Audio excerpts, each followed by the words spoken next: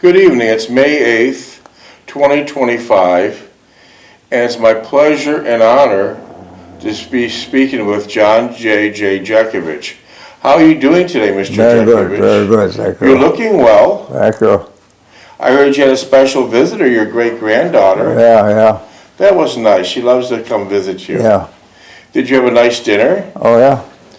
Well, this is a day, it's 80th anniversary of the Allied powers' triumph over National Socialism and fascism. This is the 80th anniversary of VE Day. Oh, VE Day. The war ending, yeah. At the end of World War II in Europe, that was one of the most epic victories for forces of freedom in the history of the world.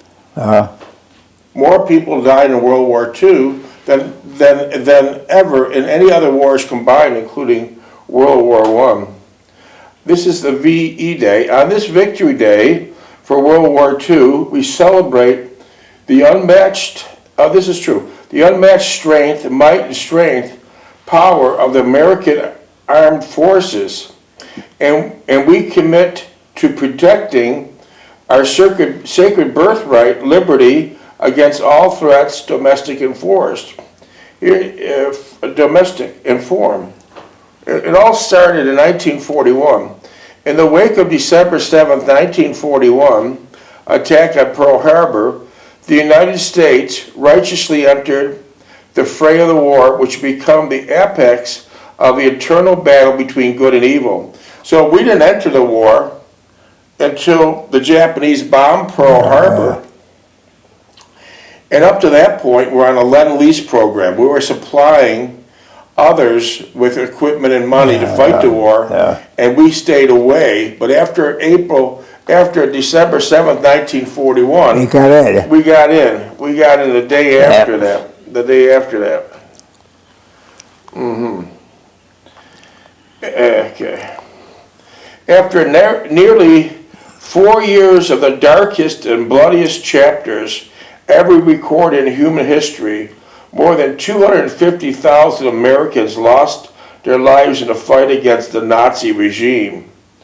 Today and every day, this is very important, today and every day we pay tribute to those like Mr. Jeckovich and those who made this ultimate sacrifice for their nation, their liberty, and the survival of the Western civilization. Without the sacrifices of these American soldiers like Mr. Jeckovich, this war would not have been won. And the world, this is very important, and the world today would look drastically different. If they win World War II, the world would look very different today. May 8th, 1945 marks the Allies' acceptance of Germany's unconditional surrender. The beginning of the end of a long, gruesome, and brutal warfare. The millions of souls senselessly lost serves as a reminder, that we must pursue peace through strength, and I remain steadfastly be devoted to stopping years of foreign wars and preventing further loss of our lives. Wow, As this commemoration on this Victory Day for World War II, we offer to people like Mr. Jeckovich, soldiers, an unending thanks to them and every patriot, and this is very important, from the greatest generation who left behind his home and family to fight for our freedom in distant lands. I mean, we had a big ocean separating us and the actual war. But we honor the memories of those who perished. Above all, renewed our commitment in keeping America and the entire world safe and secure and prosperous again. So this is the 80-year anniversary. Do you remember when that war ended? Yeah. Wow, it was a big celebration, wasn't it? But unfortunately, the war in the Pacific was raging on. And all you guys that, won the war in the European theater, you were worried that they're going to send you to the Pacific because they needed more bodies. Did you go to the Pacific? No. There was one soldier that couldn't wait to get there. Patton, yeah. Patton, General Patton, and once the European War was over with, he couldn't wait till he get to the Pacific. Unfortunately, he never made it. He died in a civilian automobile accident. Wow, yeah. So Mr. Jeckovich, by the way, was from Company H, 2nd Battalion of the 291st Regiment of the 75th Infantry Division of the U.S. Army during World War II. Mr. Jeckovich lives by the motto, yesterday is history, tomorrow is a mystery, and today is a gift. Yeah. And by the way, during World War II, being that this is the 80th anniversary, many men like Mr. Jeckovich sacrificed a lot. Many didn't come back. We start off with 14,600,000 young men and women who loyally participated in World War II. And now we're down to less than 6,000 combat veterans like Mr. Jeckovich. We're down to less than 6,000. So if you have any questions for Mr. Jeckovich, a true humble hero of World War II, text him at 407-366-0000. You were on the front line. You were on the front line. Yeah. You weren't on the rear echelon. No. Oh, yeah. Front line. Yeah. He was on the front line. Heavy artillery, right? Heavy weapons. Heavy weapons. What'd you mostly use? Machine gun. Yeah. Here's one of the sacrifices Mr. Jeckovich made. His two brothers enlisted and they got real cushy jobs. One of his brothers ended up never going overseas. He stayed in the United States teaching people how to drive a Jeep. Yeah. What a job, huh? Well, the other one was in the Coast Guard. But the one that taught people to drive a Jeep, was he an expert driver or something? No, he hit a fire hydrant. He hit a fire hydrant. But Mr. Jeckovich waited.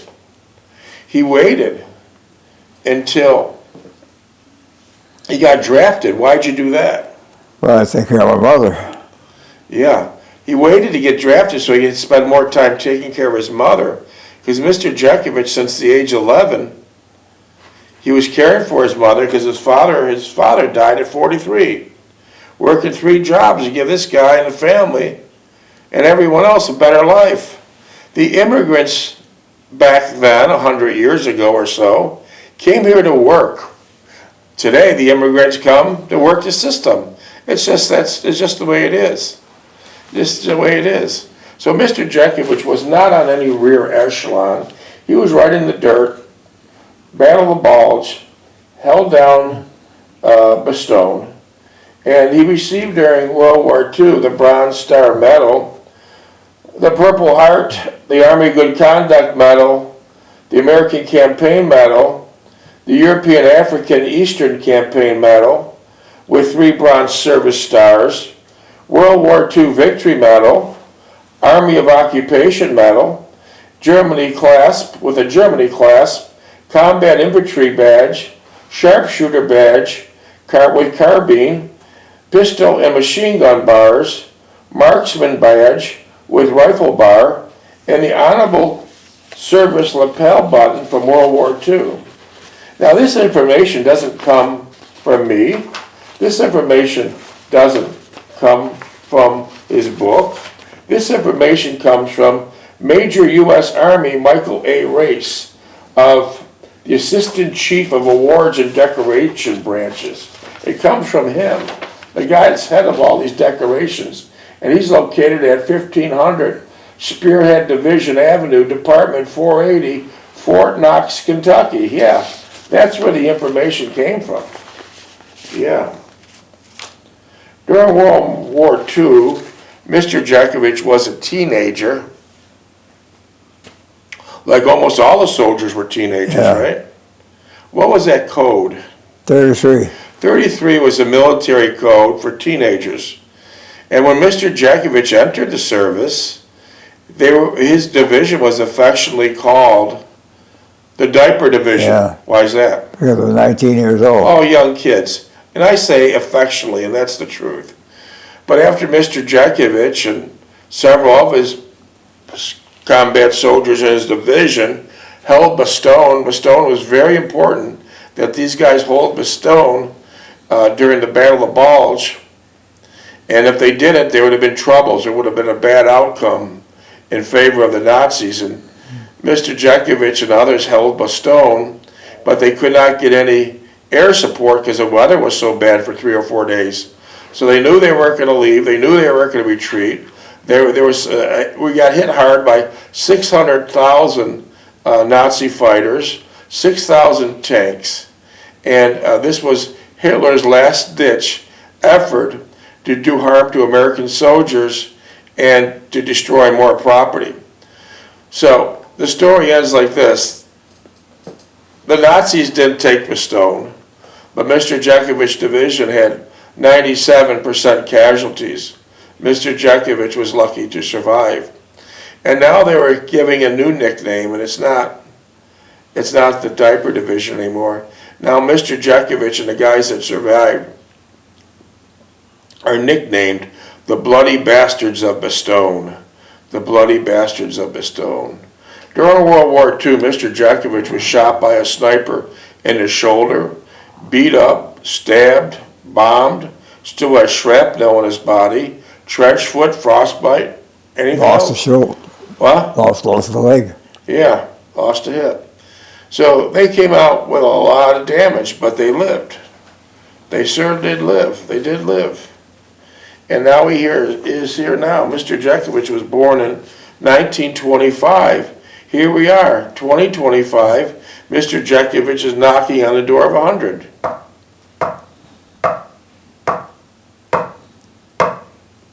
He's knocking on the door of 100. Pearly Gates. The pearly gate. You have a good sense of humor, even at 100. That's amazing. But we do believe there's more good people in this world than bad. And one example of that, even during the bloody battle of war, tell us how your life was spared when the guy had a drop on you. Oh, and he was German. Yeah, German, my age. yeah, He was going away and I was going the other way. We stopped and looked at each other, smiled, he turned around, I turned around and walked away. yeah. So what happened there, this young teenage Nazi fighter had a drop on Mr. Jeckovich. That means he could have blew the back of his head off instantly. He didn't. Mr. Jeckovich turned around and seen him. The Nazi soldier, young kid, smiled at Mr. Jeckovich and they went their separate ways. And at that time, he put his back to Mr. Jeckovich and he knew that Mr. Jeckovich was not going to put a bullet in his back. They had an understanding as two young teenage boys that basically didn't really want to be killing anymore. And I hope that young Nazi soldier had a good and long life. I truly do, because he saved this man's life. If it was the SS or an officer of Germany, what would be the outcome? He'd been shot. You'd be dead. Yeah. Yeah. He wouldn't have gave you a second chance. No. No. So there's a difference. So I still believe there's more good people on this earth than bad, and that's the truth. So here we are commemorating the 80th anniversary of the war ending in the European theater. So we read Mr. Jeckovich's book, when the second time around it's titled Their Mother's Sons. And it's an interesting book. It takes you from when Mr. Jeckovich is 11 and caring for his mother.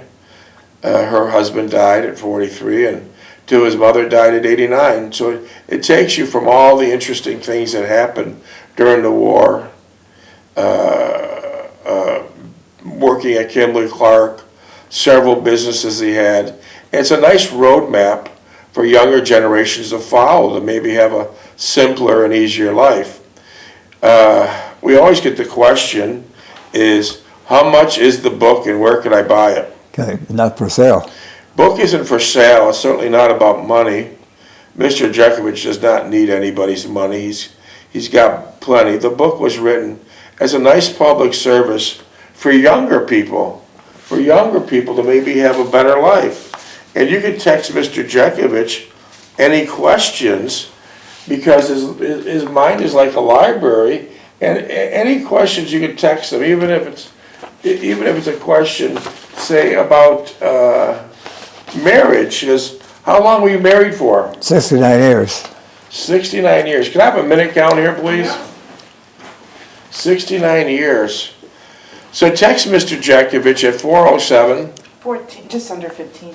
So text Mr. Jeckovich at 407-366-0000 with any questions. Text Mr. Jeckovich at 407-366-0000.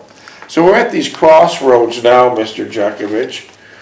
We have tons of text messages we didn't pick up on, or I can start reading a few pages of your book. What would you rather do? Read The it. text messages? Yeah, Okay, we'll put the book down till tomorrow, how's that? okay. Okay, let me get the list that came in.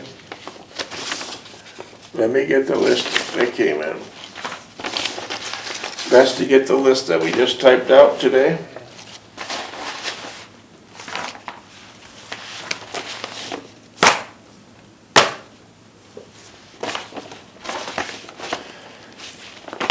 Okay. Mr. Jeckovich, where were you born and raised? Niagara Falls, New York. Okay, and tell us about your house and your living conditions on 3063. Beautiful Beautiful place. And there wasn't many houses on your No, street then, only right? two houses on the street. Yeah. And then, it was so simple back then, you would make an ice skating ring in your front yard. How'd you do it? Just plug it over the fire hydrant. And then you would have a beautiful ice skating Yeah. ring the next day, right? Yeah. What happens if you did that today? They'd probably get police holler at you or something Yeah. else. So. So we had a nice life on the Orleans Avenue. Yeah. Good. What was your family life? What was your family life like before you entered the war? What was their family like? What was your family life like before you entered the war? Well, my father worked for a living, my mother stayed home. Yeah. What were your hobbies and interests as a boy? Woodworking, electrical. Yeah. Well, that's interesting. Hey, I just got this one, and it was a picture of a Panzer, the GI Panzer that got blown up. I wonder what happened there. Can I show it to John? Somebody just sent that. Someone just sent this. It's a picture of a Panzer. You can send us live text messages too. At What happened there, John? 366. This He tank. got blown up. He hit a mine. He hit a landmine, He yeah. hit a mine? Yeah. Okay. Okay. Unfortunately, we're still having deaths today in the landmines placed Yeah, by the they got them all Nazis. planted all over, They're yeah. all over the damn place. Okay, let's see where we were. Thank you for that update. Did you enlist or were you drafted? I was drafted. Tell us why you were drafted. I had to stay long as my mother, Okay. Give us an idea where you went for basic training. Breckenridge. And where was that? Evansville? Evansville, Indiana, yeah. Okay, yeah. What branch of the military did you serve in? Army. Did you ever think of going in the Navy? No, Did you ever think of going in the Coast Guard? no. Did you ever think of going in the Marines? The Marines, you wind up in the Pacific. And you didn't want to go to the Pacific. And Marines are sick of the Pacific. That's where they are right now. So during World War II in the European theater, you didn't see any Marines, right? No. All the Marines were sent to the Pacific, Yeah, and the Army basically stayed in Europe. yeah, I see. And you didn't want to go to the Pacific? no. No, I don't blame you. Very important question came in. This guy's thinking about enlisting in the Army. Mr. Jeckovich, what was your initial impression of military life? It was organized. They took care of you. They had your interests at heart. They gave me well-good training. So you had a good first impression? Yeah. Yeah. Where were you stationed at during the war? Over in Europe. Every country over in Do you Europe. remember? France, Germany, Austria, Holland, England, Haverford West? Haverford West. Yeah. And when you were shot up, beat up and bombed, where did they send you to go to the hospital? France. France. So you spent your time in Paris. Yeah. That's where you met the beautiful lady named Renee, right? Yeah. Yeah. What finally happened to Renee? Well, she was a nun, and she her two brothers got killed, and some of the other two brothers got killed by the Nazis. So she just allowed her fate got in the resistance. And then what happened to her? Well, she got shot. So the Nazis, which occupied Paris for 4 or 5 years, Renee was an accomplished artist. She would paint portraits of all the SS and high-ranking And Nazi they would talk, I had to live and brag about their stuff, and she picked up the information and sent it back to the Allies. Ah, okay. So she was an accomplished artist, and when the Nazis occupied France, this former nun Renee, she had an art studio there in her apartment, and she'd paint all the portraits of the SS and high-ranking Nazis, officers, and she was doing that to kind of eavesdrop, being a fly on the wall, Yeah. to see what information that she could get. And now she's in the French resistance, no longer a nun. She left the convent because she was first notified that her parents, which were in their early 40s, were killed and tortured by the Nazis. And then her 2 younger brothers, which was 15 and 16, they were killed and tortured by the Nazis. And so she left the convent, the Roman Catholic convent in Paris, and she went to an apartment where she had an art studio. And she would gather up all this data that could be possibly helpful to the French resistance. Yeah. When you went down to the French resistance offices with Renee, what were they like? Sloppy, messy, sticky, yeah. Was it in a sewer? No, it was in the underground, right with But us. the Nazis never discovered that location, right? Minutes. They never discovered that location. No. So what finally happened is the time was up for Renee. They got wind. She was giving out information to the French resistance, and what happened to her? Shook her out and shot her. That was it. Yeah. Okay. Oh, and by the way, an interesting side note, when Mr. Jeckovich was convalescing in the hospitals in Paris, prior to that, the Nazis occupied France for 4 to 5 years. Mr. Jeckovich and troops ran the Nazis out, and now France has their country back. But during the time when the Nazis were occupying Paris, Hitler wanted to take a tour of the Eiffel Tower. And when Hitler and group came to the Eiffel Tower, they wanted to go to the top like everybody does. And the guys from France that operated the system and operated the elevator system and the Eiffel Tower simply said, elevators are busted. Yeah. Can't do it. So they had to walk to the top, which is a task in itself. It's amazing the Nazis didn't blow up those beautiful Catholic cathedrals in Paris, and they didn't blow up the Eiffel Tower. It's just a miracle, actually, because those people were very, very destructive. Very destructive. How did you cope with Mr. Jeckovich, the stresses and dangers of combat? Trying to stay alive. See, now we have something today called PSTD. Back then, they called it shell-shocked. If you went and had almost a complete nervous breakdown from watching all the violence and death on either side of you, they'd basically say, walk it off, right? Yeah. That's it. I can walk it off, yeah. All right, let's see. What do you remember about D-Day? D-Day? Yeah. Well, that was a big day. Yeah, what do you remember about it, though? Anything? Well, the Americans and the British were getting ready to make an invasion. Yeah. Mr. Jeckovich, what was your role in combat? Infantry, medic, or pilot? Infantry. Infantry. And what was your weapon? Pistol, flamethrower, machine gun. Heavy-duty machine gun. Yeah. Air cooled.